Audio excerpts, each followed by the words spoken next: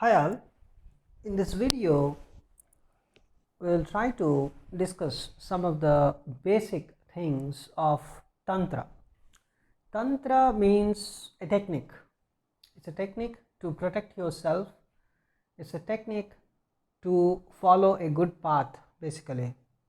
And most of the times people use this Tantra to protect themselves.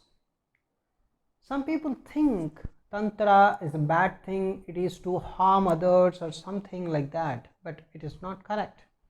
Tantra is to protect yourself basically. And the other person, if the other person is very bad, and most probably Tantra is not only going to protect you, it is also going to teach a lesson to your enemy.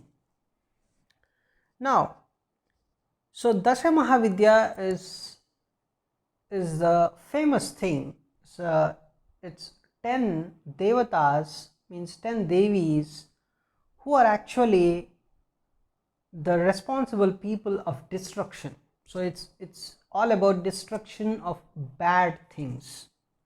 So these 10 devis, they are not going to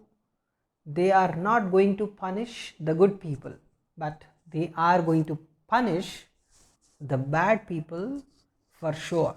So without any second thought, you can believe that is Dasha Mahavidya is going to punish the bad people.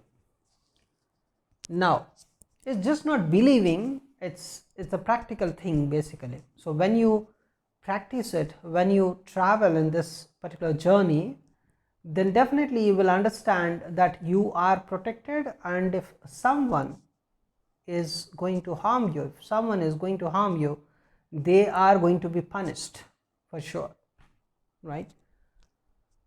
So the Devi is the main thing here. So every Dasha Mahavidya means every Devi has one important thing, right?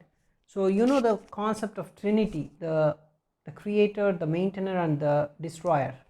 The creator is the Brahma, and he can do the creation only with the Shakti. The Shakti is called as Saraswati.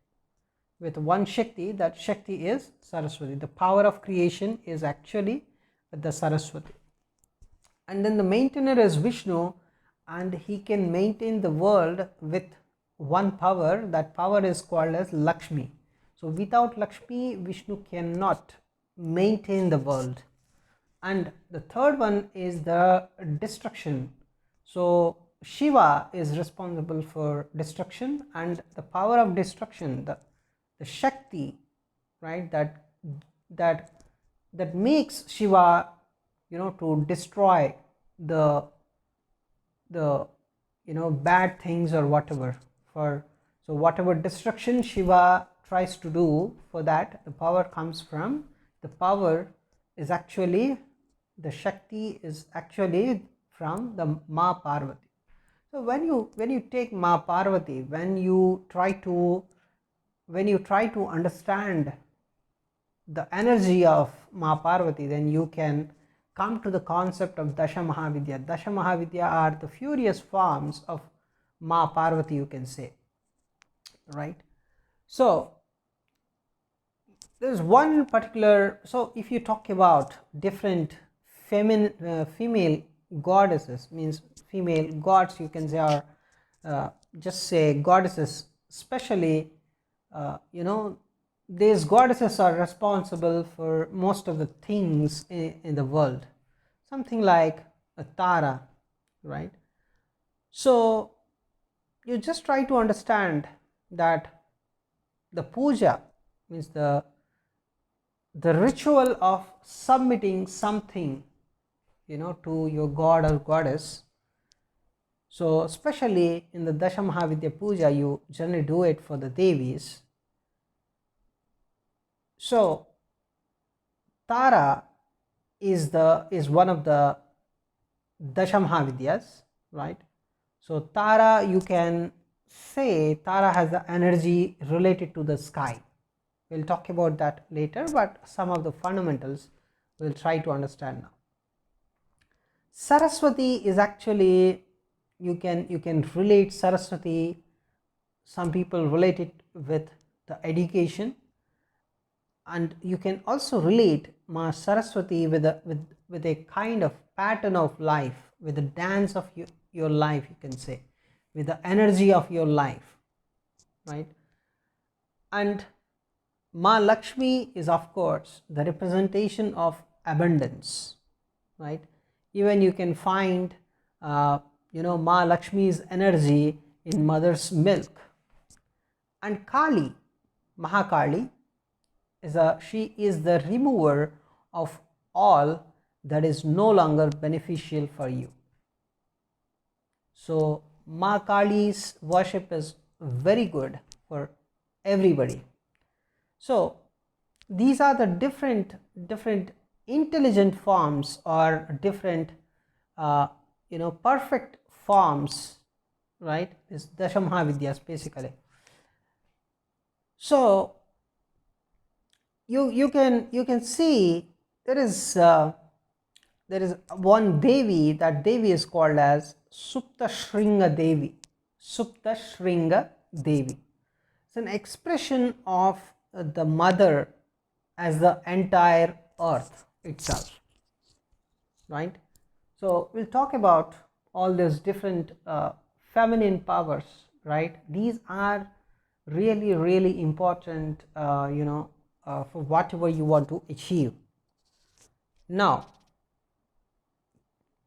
so Devis actually in turn have transformed themselves into different people around you, if you observe.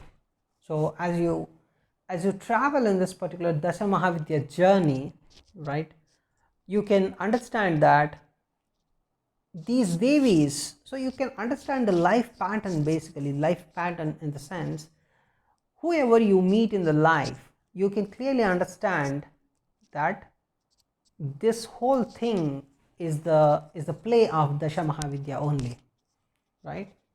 So whatever happens in your life, even if you're any act in your life, right, you can clearly understand it's the game played by Dasha Mahavidya only, because ultimately everybody has to meet the final end for everybody is, of course, death. But you can understand this, particular point, right? Whether you meet a doctor, whether you meet a friend, whether you meet your wife, your children, your parents, whoever are in your life, you can clearly understand in the practice of Dasha Mahavidya, you can understand that all these people are actually coming in your life just to make you a better person, right?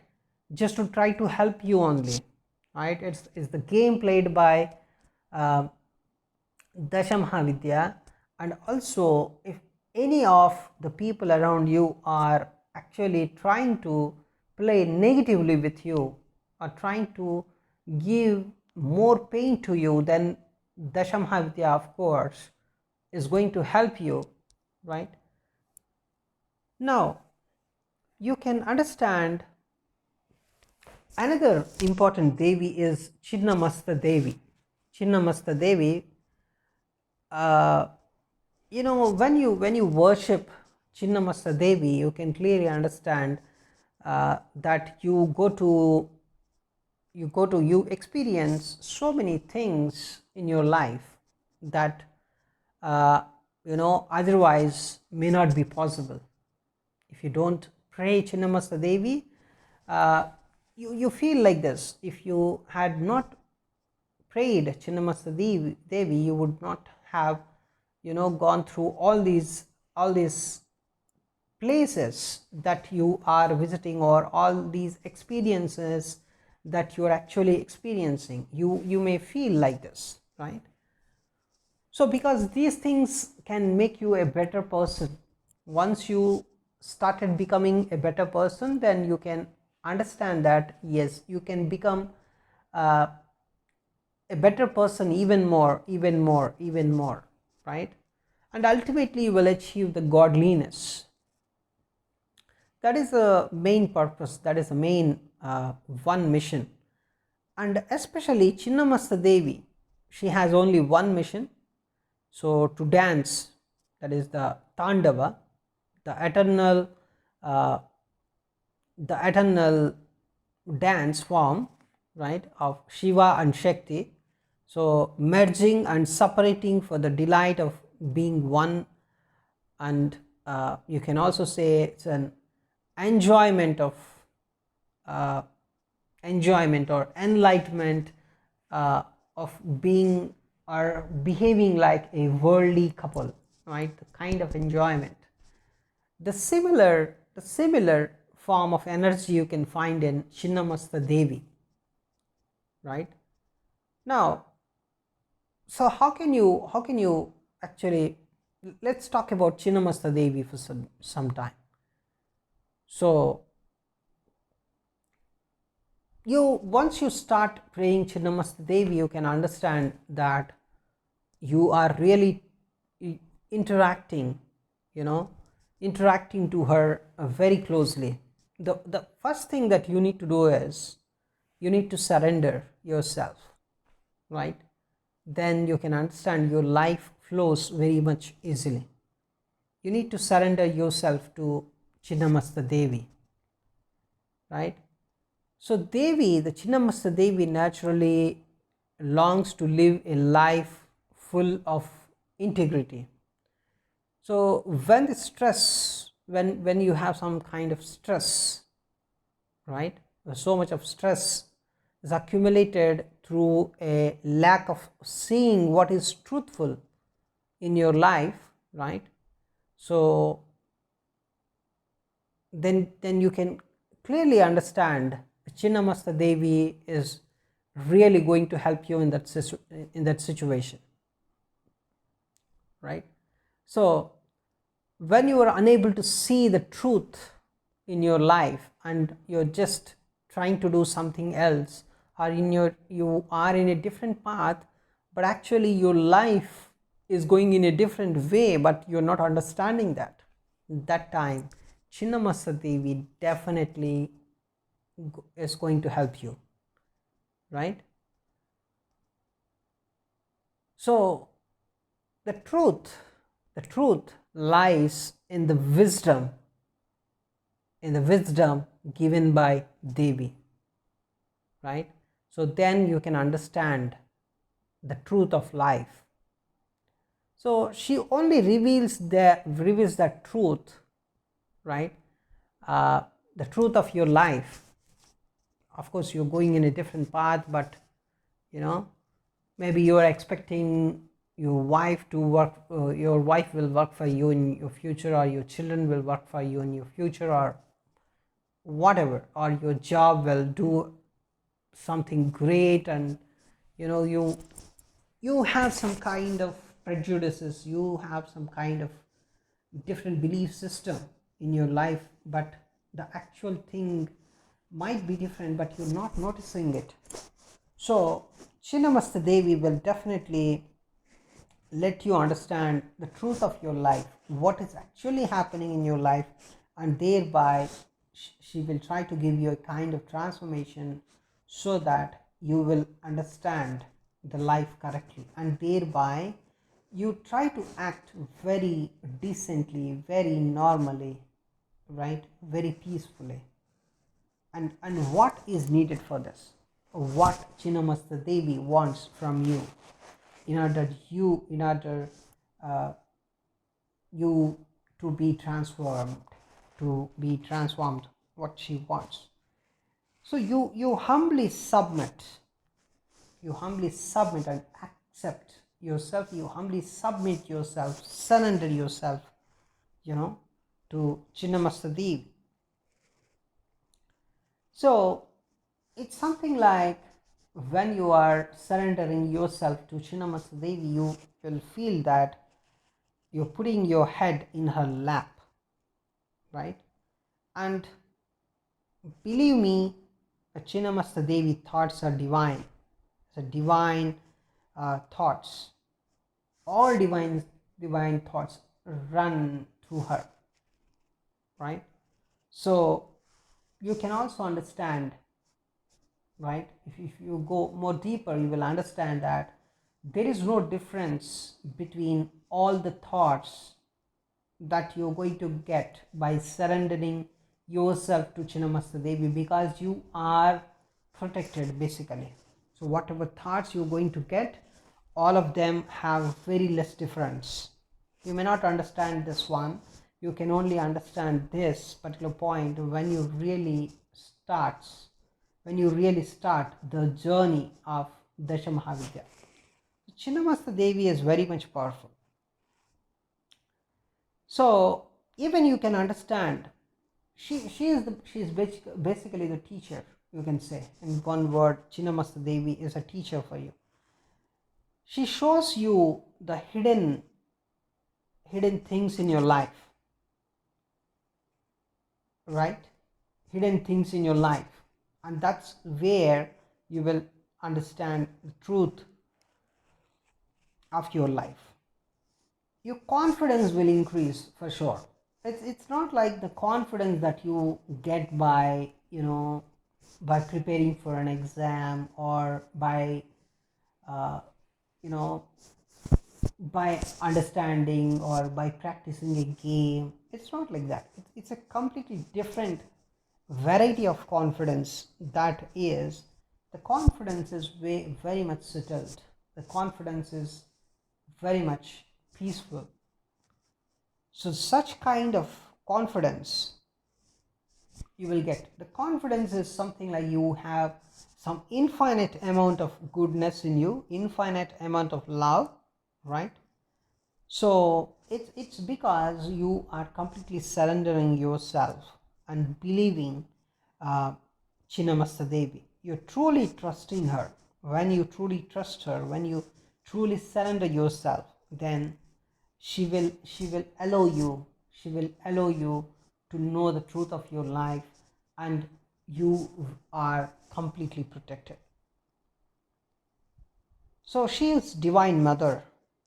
She is a divine mother. She is going to very much naturally, she is going to reveal and express herself to you.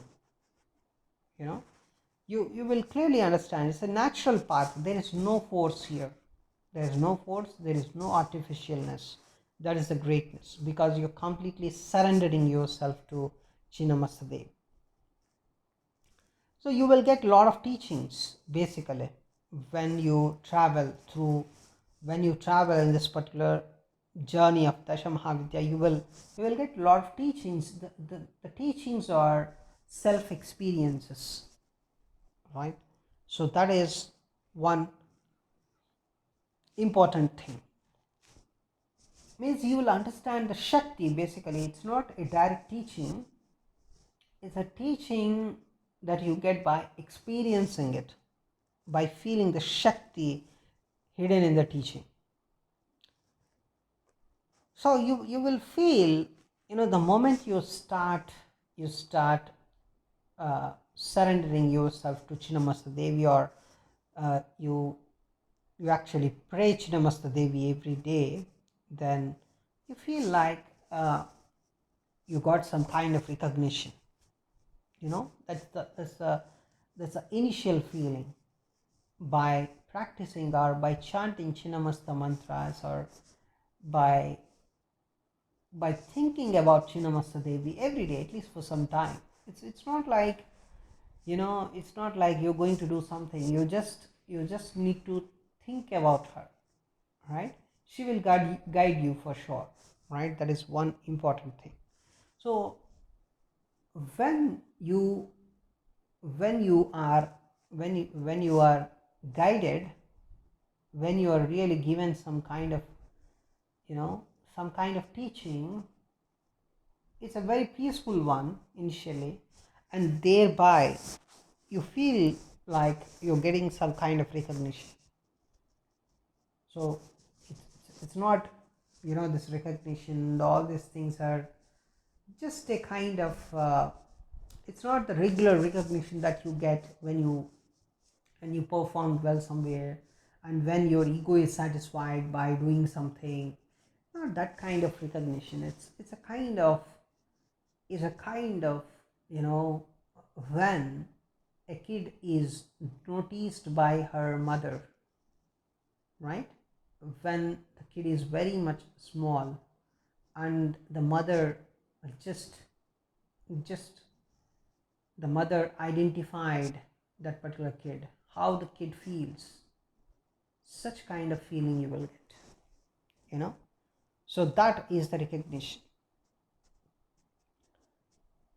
So the teachings in this whole journey, you get all are natural, right? So Chinnamasta Devi is going to actually consider you as a son, right? You always feel a kind of stillness. You always feel a kind of peace. So she always guides you what is to be done, right? What is to be done. So it's a very natural process. The journey is also going to grow very naturally. So finally, this whole journey, one day it will become the living force. It becomes the journey that once you start it, starting it is just nothing but thinking about Dashamahavidya, thinking about whatever, let us say Chinnamasta Devi, right? Or trying to understand about Chinnamasta Devi, trying to surrender yourself to Chinnamasta Devi. This whole thing is a journey, and in the initial practice you will get a kind of, you feel like a kind of getting, you are getting some kind of recognition, feel like that. Recognition from whom? Recognition from your mother, that is Chinnamasta Devi. And after that you feel very much natural, you feel very much comfortable, and then the perfect thing that I have to say is you feel a kind of stillness and a kind of peace, and finally this whole journey, it will become a kind of living force for you, right? So once you feel that this whole journey, whatever the little amount of journey, even if you have, that is becoming your life force, this life force is going to take you to the path where you're going to understand the secrets of Tantra, right? So this is a living experience. It's not a kind of artificial thing, right? It's very much, of course, sacred. It's very much nice. There are no rules and restrictions at all. Only thing is you need to observe, you need to surrender yourself to Chinnamasta Devi. That is the most important thing. So tantric or tantra, these are all actually the techniques to do whatever you are planning to do in the path of spirituality with some intelligence, with some technique, with some observation. Not some, it's more like observation only, but the observation is very much natural. It's not an artificial observation. So it's a kind of experimental knowledge, you can say. It's a kind of practical knowledge, right? So that knowledge that knowledge is very much important, that experimental knowledge, because most of the knowledge you get in the practice of Dasha Mahavidya is actually a practical. It's not just devotion, and it's not just, doing something artificial. It's not that at all. It's not at all about doing something artificially. It is experimental knowledge. The whole Dasha Mahavidya journey, the kind of knowledge you're going to get is an experimental knowledge acquired through some study practice, right? It's a kind of spiritual transformation, you can say. So your mind is going to be transformed. The way you think about your life is going to be transformed. So you can really feel it, right? Once you observe it more. And the observation is a crucial element here. But that must be a natural thing also. It's not a forceful observation. So I just want to say one thing. See, when a pranic or you can say emotional or a kind of mental energy is allowed, its full and natural expression, it becomes neutral, or you can say it's a kind of sattvic energy, right? So the mental energy that you have, the emotional energy you have, right? If you're able to find a natural expression for that, that energy is really, it's a very peaceful energy. It's a very smooth and soft energy. It's a neutral energy, or you can say it's a sattvic energy. And in this particular neutral energy state, all events of life are experienced as something like they are arising from a spiritual source, right? You can understand this fact of life. Whatever events that you experience in your life, they are all actually, they are actually coming from a spiritual source, you can say. So you will experience this thing, means you will understand your life better. Something like whatever is happening in your life, you can understand, okay, this happened because of this particular event, or this is how it is going to be, right? It's a kind of experience, natural experience thing, right? You will understand that once you start this journey of Dasha Mahavidya. So once you understand that your whole life is happening just because, right, the things are coming from a spiritual source, that's why your life events, you're experiencing all this stuff.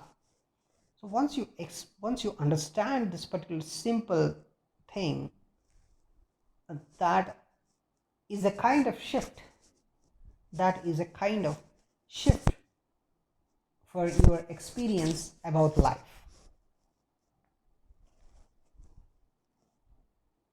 So this particular fundamental shift, this particular fundamental thinking difference or thought difference is very much important.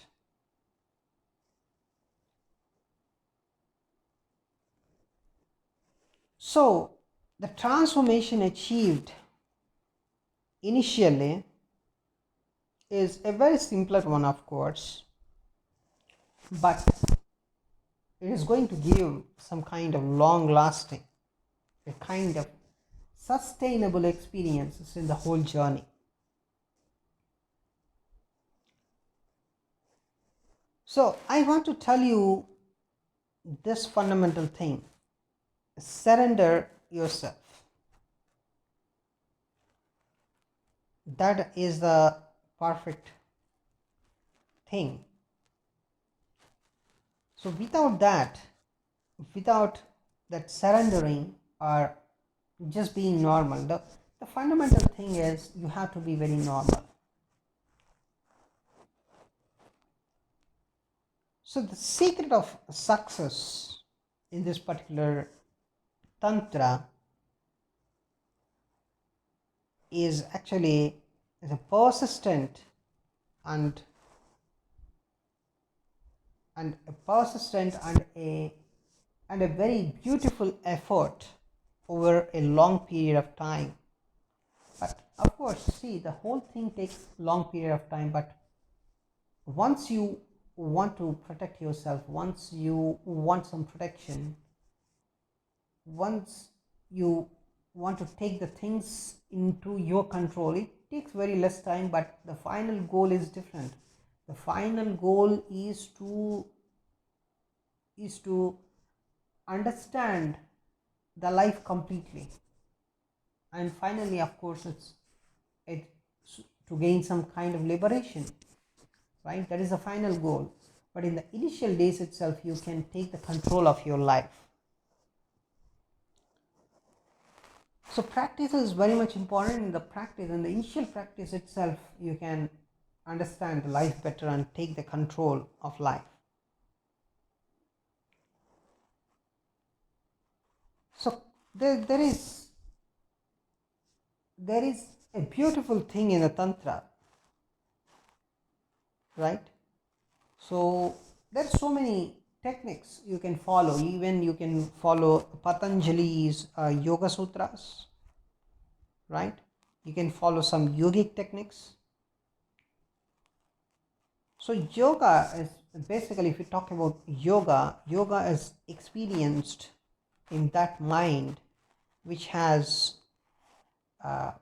ceased to identify with its vacillating waves of perception.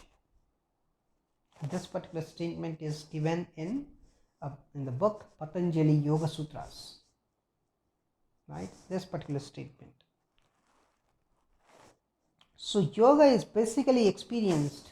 So the outcome of any tantra, so there is a relationship between tantra and yoga, right?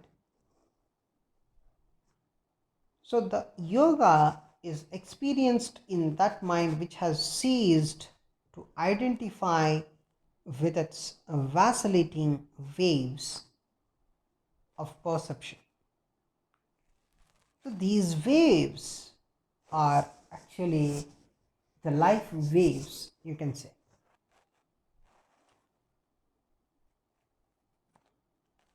So there are different states of mind, right? So when you practice this whole journey of Dasha Mahavidya, you will understand all these states of mind. You can experience all of them into a singular form.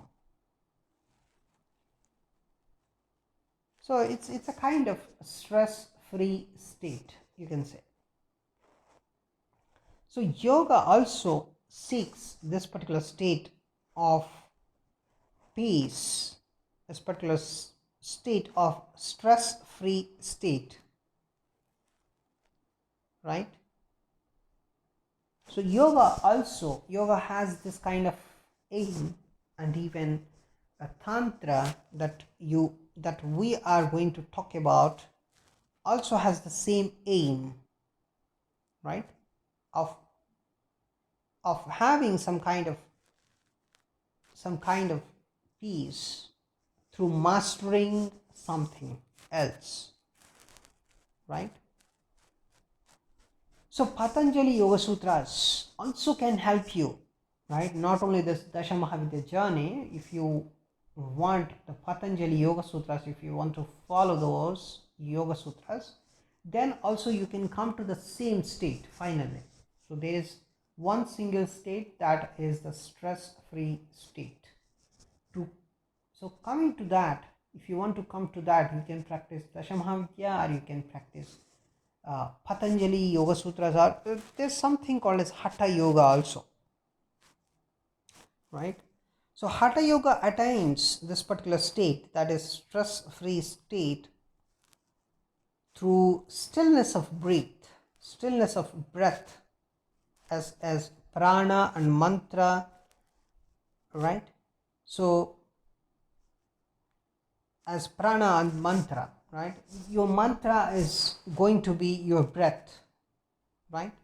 So with Hatha Yoga also, you can master your mind, you can master your vibrations of life. So Tantra is basically, it's misunderstood by so many people, particularly in the Western people. So they considered it as a kind of the sacred sexuality, they consider. So this view is is not correct at all, right? We'll try to understand that as well. So Tantra basically works with the pranic energy, the life energy, and this energy is not just the sexual energy. It is the underlying energy of all forms of life, right? So it's not only the sexual, it's not just the sexual energy, it's the underlying energy of all forms of life. The key is to resolve all differences into the experience of a kind of spiritual reality, you can say. So from this experience of a stress-free state, or you can also say a experience of unity, it only comes from a sadhana, that is the practice. So it is the most important thing. Practice is the most important thing. See, ultimately any kind of spiritual practice, whether it is Hatha Yoga, Patanjali Yoga Sutras, or Dashamahavidya, these are all actually, they reveal spirit as a fundamental ground of being, and as a fundamental consciousness, right? All of them basically, they reveal this particular fact initially. So spirit, right, experiencing the spirit, that is the fundamental thing, whatever you try to practice. So in the Vedic culture, if you understand, they were considering, see, whenever you want to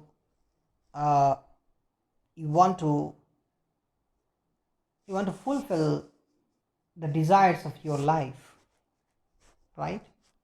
So you have to follow four things, these four things in the Vedic culture. Those are actually the dharma, artha, kama, moksha. These are called as the chaturvidha purushartha, right? The chaturvidha purushartha. So what is dharma basically? Dharma is your righteous duties. The artha is basically the abundance and wealth, right? This is very much important for your life process, right? So, and also the kama is the sexual pleasure that, right, that you generally want, or the sensual pleasure, or any kind of pleasure that you want, that all comes into kama stuff. The moksha is basically the spiritual liberation that you want to attain, right? So So a balanced life depends on these four things. So finally it will lead to some kind of peaceful existence, ultimately allowing one to meet death with some kind of contentment. So Tantra and Yoga can provide the means of fulfilling your destiny. So the kind of help is needed in three forms, right? A kind of help is needed in the first three forms, of course, the dharma, artha, kama, right? But in the moksha, you need a different practice in order to attain the moksha stuff. So the purpose of life is the dual experience of enjoyment of worldliness and also the spiritual liberation, right?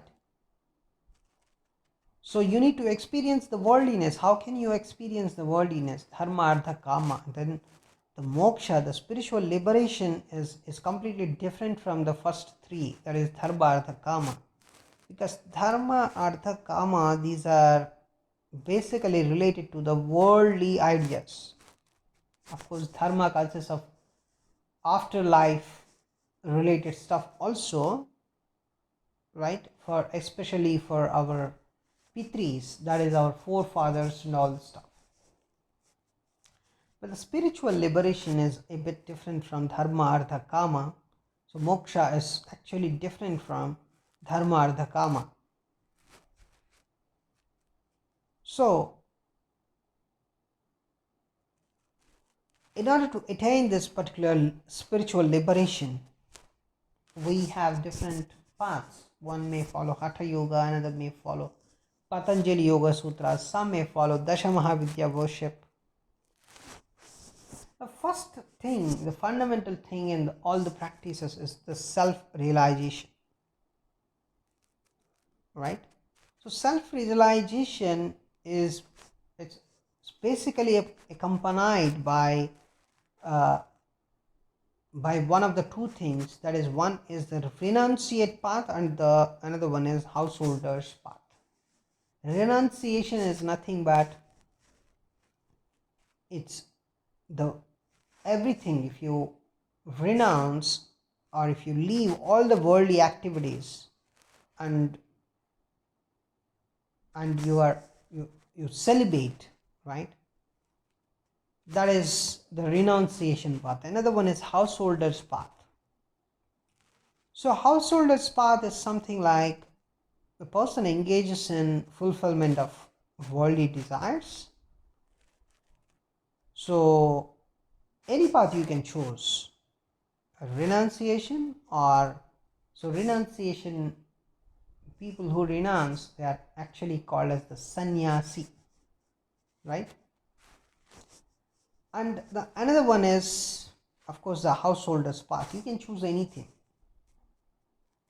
So regardless of the path you choose, the sattvic, that is the harmonious or the pleasant way of being, is the most important thing.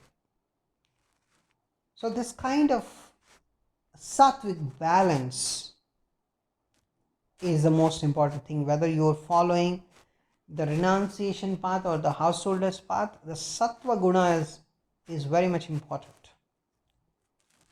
So sattva is basically, it is a balanced state of mind, you can say, and balanced state of mind, body and soul, these three, that is called as the sattva. So in every yogic practice or in every tantra practice, people recommend this particular sattva, right?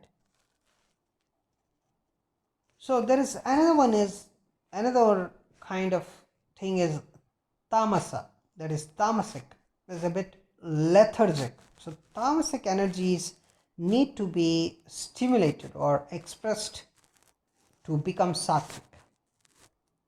So rajasic is basically overactive, right? Rajasic is basically overactive. Tamasic is lethargic and rajasic is overactive. So rajasic energies need to be somewhat neutralized to become balanced. So tamasic, if a person is tamasic, the person has to stimulate. Person has to stimulate his energy, then only he will become sattva. If the person is rajasic, that is overactive, then he has to neutralize some of his energies, then only he will become a bit balanced. Finally, he will become sattva. So in the highest expression of sattva, your energies will be elevated to a higher dimension, right? It's a kind of different state. So sattva, achieving that sattva is very much important. That is the balance of your mind, body and soul. So once you become sattva, then this will lead to finding spirit in all your activities. As the this particular tantric process evolves, all dimensions of life energies. For time, you can understand the sattva energies are going to occupy all your life's dimensions, right? So you will become a very sattvic person. So the fundamental idea is, for self-realization, for a better self-realization, you should become a sattva person. So that is very much important. So when you talk about Tantra, we also talk about, in our upcoming videos, we talk about the Kularnava Tantra, the Mahanirvana Tantra, which is actually very much it's a very much great compared to any other tantra, that is the Mahanirvana Tantra. So Kularnava Tantra, right? And then you can also have something like Vijnana Bhairava Tantra, right? There are so many tantras. We'll talk about those things in detail in future. If you talk about Hatha Yoga, it becomes more tantric by its mastery as the physical disciplines are here transformed into some kind of energetic disciplines. So if you want to know more about Hatha Yoga, you can watch the future videos. So in the 14th or 18th centuries, the 14th century itself, India was very much excelled in this particular Hatha Yoga stuff. So this Hatha Yoga is very much tantric in nature, right? So this particular Hatha Yoga, once you practice it, you will ultimately attain a blissful body, something like you feel like your whole body, inside your whole body, kind of amrita, means kind of nectar is actually flowing. That kind of feeling you will get. So Tantra is also a bit related to Ayurveda. It's not only related to the classical yoga thing, is also related to Ayurveda. So of course Ayurveda is mainly a science of health, and if you talk about the normal yoga, that's a spiritual science, the regular classical yoga. But Tantra acts as a bridge between these two. So Tantra can act as a bridge between Ayurveda and the regular yoga. So if you see the word Tantra, it is coming from the root words. If you try to identify, one is Tan. Tan means energy. Tra means to transform, transformation, transforming is Tra. So it's all about awareness of your energy. Awareness of your energy is, in the sense, awareness of your body, elevating your life energy, right?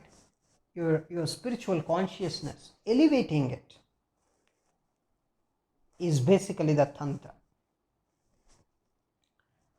So in the Tantra, while talking about Tantra, we basically focus on the energy, our energy, the energy of our body.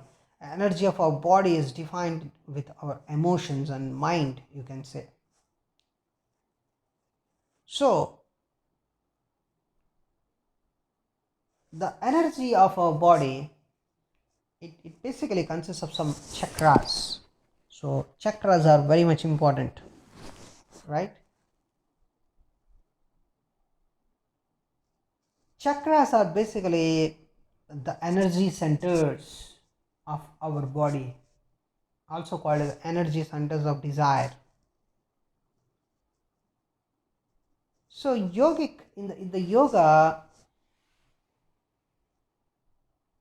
practices, generally people say yoga practices means a kind of asanas, right? Of course, these asanas are very much important to basically transform your physical dimension, right?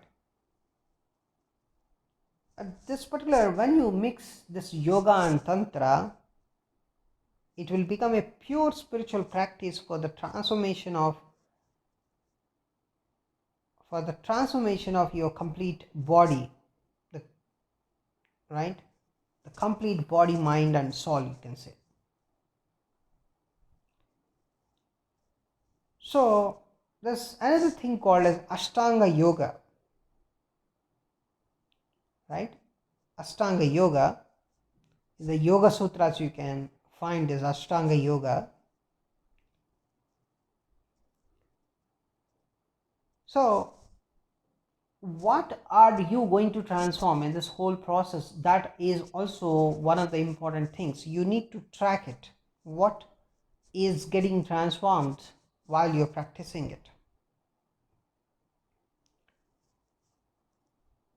So if you understand the Patanjali Yoga Sutras, all these things, they actually try to transform your wisdom. It will try to transform the bliss that you experience. But the Tantra and Yoga, if you mix, basically Tantra, you can say, it mainly focuses on your mind and the soul. A soul, in the sense, you can say, the pranic body. We'll try to define that pranic body, soul. And Ayurveda is of course, it's a traditional medical system in India. It basically talks about health, right? And you can promote longevity, or you can improve longevity through some kind of lifestyle. That's what Ayurveda says always. So the integration of this Tantra, this particular yoga, means the Yoga Sutras and Ayurveda, is very much important. In the ancient India, every person used to have the knowledge of all this. the Tantra, the Yoga, the Ayurveda, and also the astrology stuff. Astrology, right? These four things were very much important in the ancient days. Every single person means a kind of, you can say, rishi or whoever was very well educated, they were having very good understanding of all these three. So Ayurveda describes a biological energy system composed of three doshas, or right, the doshas are vata dosha, pitta dosha, kapha dosha, right? So three doshas. So these doshas are very much important in Ayurveda. So vata dosha is a combination of the elements of air and ether. Pitta is water and fire, and kapha is water and earth. So Ayurveda seeks to harmonize these doshas. Our efforts are our efforts are actually to get some kind of long lasting benefits, right, by correcting the doshas. So therefore our basically our efforts in Ayurveda, right, whatever, so try to maintaining a healthy body. So the efforts that you put in Ayurveda are, some efforts are daily efforts, some are seasonal efforts. So it depends upon your health, what kind of efforts you want to put, so that the efforts that you put will ultimately, over the time, it will give you some kind of stability.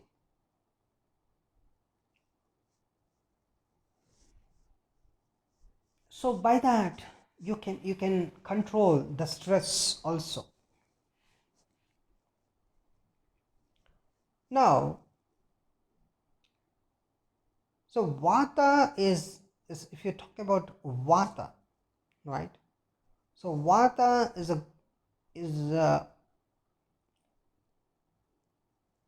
vata is it's a kind of gross substance, right, from which you actually you can develop the life force.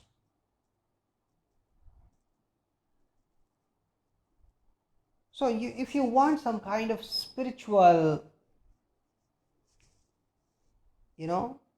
spiritual, you can say spiritual lighting in you, a kind of spiritual enlightenment,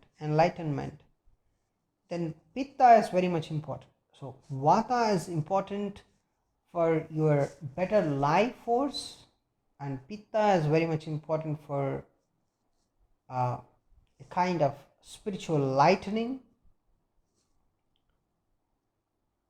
So kapha is also very much important. You would generally say kapha is very much helpful in developing some kind of spiritual juices. So these three systems, the Ayurveda, the Yoga, and the Tantra, is to improve the experience of the soul, or the experience of the life that is hidden within you.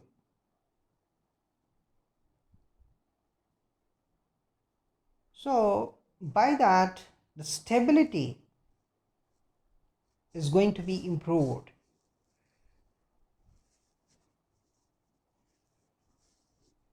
So we'll talk more about this in our future videos. Another important thing is you will observe a refinement of your mind, your body, your soul, with the integration of these three: Ayurveda, Yoga, and Tantra. So you can use the physical body very much efficiently once you follow Ayurveda stuff. If you talk about Tantra, it also has some kind of some two important forms, you can say. So the primary form is for depending the connection to your inner self. It's called as a white tantra. It's some personal practice, right?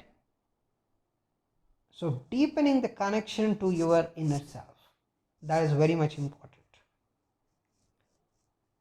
There is a white tantra, and the other forms build on that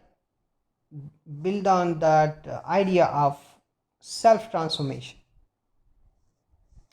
So from a continuous personal practice,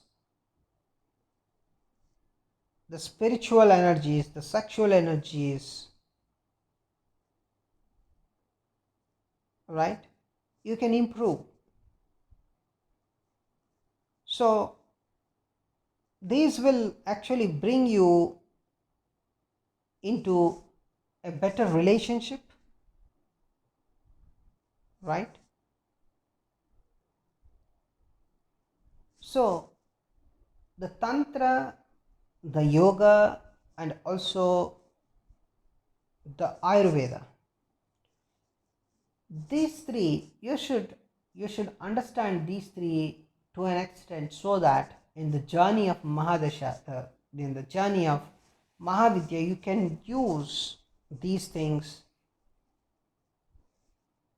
very nicely, right? So various mudras also going to help you. We'll talk about mudras in some other video, but mudras also try to improve your health, right?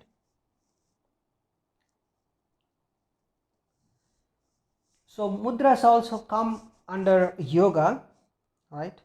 They also very much helpful in slowing your mind, and it will also try to gradually bring your mind to a still point.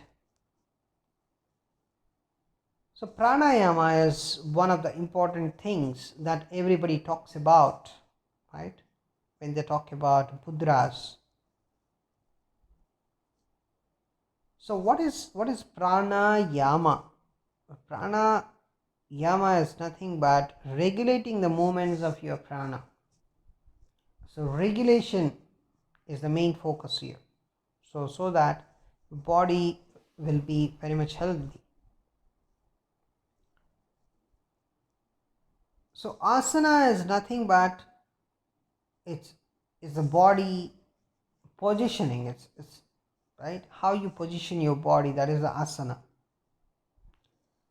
And you should make your body free of disturbances.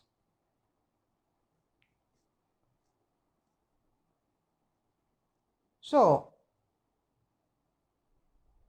if you want to manifest your desires, then also this kind of yoga, this kind of Ayurveda, right, and Tantra, these are all very much required, right? So some kind of physical and psychological changes are also required to become very much sattvic. So because becoming sattvic is very much important here. So this particular becoming sattvic, right, you can also achieve it by balancing your life force, by making your life force very much stable, right? Mudra is also very much helpful in this particular whole journey.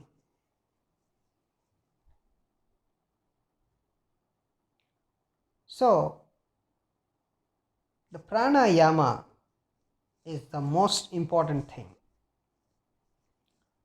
So the stability and the stress-free mind is what you're going to achieve. So mudra is actually, mudras we can practice with our fingers.